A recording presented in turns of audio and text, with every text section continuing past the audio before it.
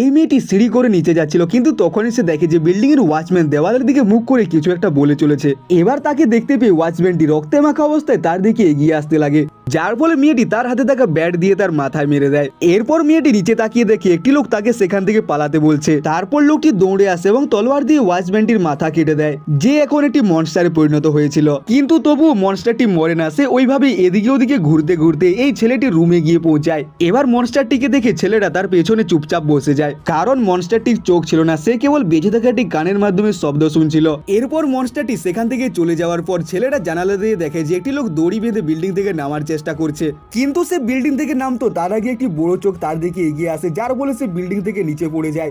আর তারপর চোখটি সেই লোকটির বাচ্চাগুলোর দিকে এগিয়ে আসতে লাগে, যেটা থেকে ছেলেটি তার কম্পিউটার মনিটরটা চোখটার উপরে ছুড়ে দেয়, আর এটার জন্য চোখটা বাচ্চাগুলোকে বাদ দিয়ে ওই ছেলেটার দিকে এগিয়ে আসে। এবারে মনস্টারগুলো কোথা থেকে এলো বা কিসের জন্য এলো তা জানার জন্য চ্যানেলটিকে